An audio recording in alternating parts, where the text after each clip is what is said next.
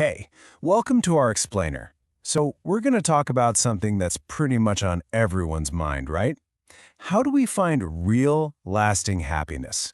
But what if I told you that the way we usually think about it is, well, all wrong? What if the biggest myth about happiness is that you're supposed to chase it in the first place? So let me ask you this.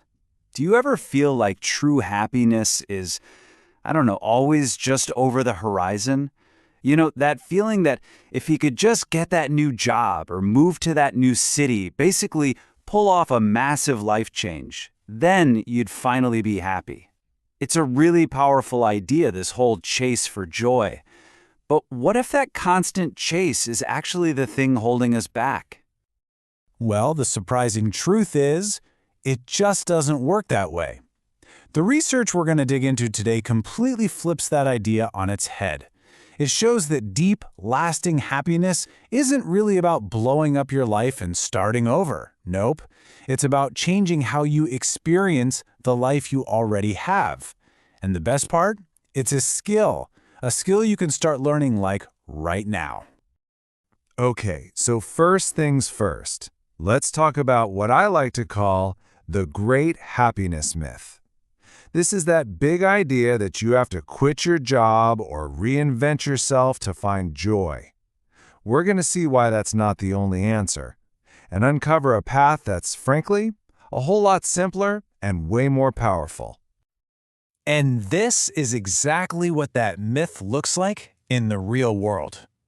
We think of happiness as this prize you win after some huge external change. It's like a trophy at the end of a marathon, right? If I just land that dream job, or find the perfect person, or buy that house, then I'll be happy. But as we're about to find out, that's a race that never ever really ends. So, if chasing those big, flashy changes isn't the answer, then what is? Well, the real secret lies in two resources you already have. You have them right now in abundance, your time and your attention. Seriously, how you choose to spend them, that's the real secret to a happier life.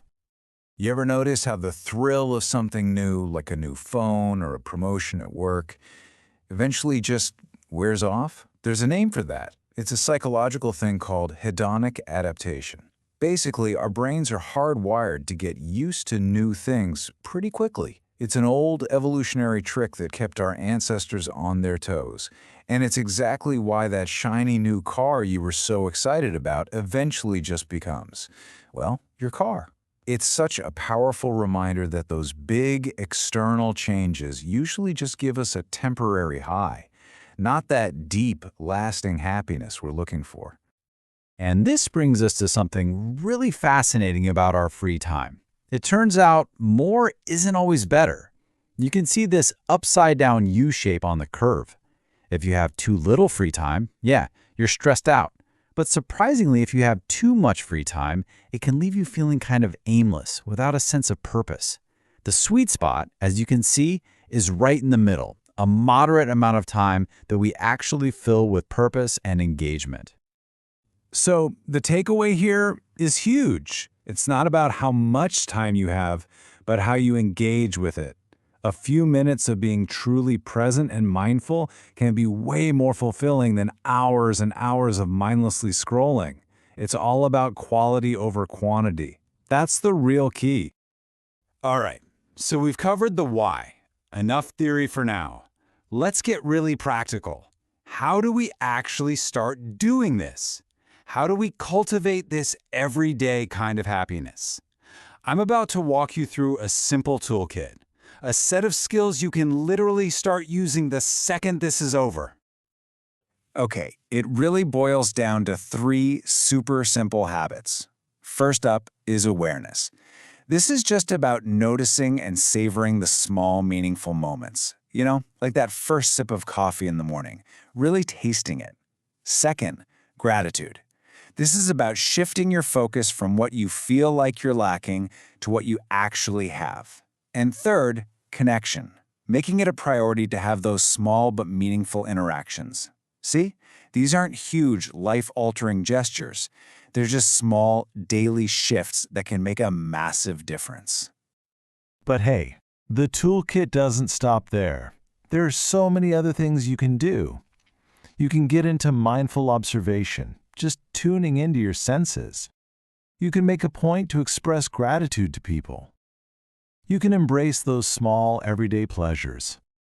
You can even shake things up by adding a little novelty to your boring old routines. Even some light physical activity counts. The possibilities are pretty much endless, and they're all right there for you. You know, there's this quote that just perfectly sums up everything we've been talking about. Happiness is not a product of changing your circumstances, but a product of changing your perspective and approach. It's not a destination you arrive at, it's the way you travel. It's all about your perspective. Okay, but let's be real for a second. Life isn't always easy, right? It's not all sunshine and rainbows. So how in the world do you find happiness when things get genuinely tough? It's not about pretending everything's okay when it's not. It's about building up the resilience to actually navigate those storms. So look, when you're faced with a challenge, you basically have two mindsets you can choose from. You can go with resistance, fighting reality, which just drains your energy and piles on the stress. Or you can practice resilience. That means accepting what is and then focusing on your response, on what you can actually control. It might seem like a small shift, but trust me, it is an absolute game changer. Because here's the thing about resilience. It's not just about bouncing back from the tough stuff. It's about bouncing forward. It's about finding the strength to not just survive challenges, but to actually grow through them. It's about learning how to turn those obstacles into opportunities. Okay, so how do we take all of this and actually put it into practice? How do we start living a happier, more fulfilling life starting like today, right here, right now? Let's break it all down. When you boil it all down, it really comes back to these four key pillars of everyday happiness. First, awareness, being fully present in your own life. Second, connection, really nurturing those relationships. Third, resilience, embracing challenges as chances to grow.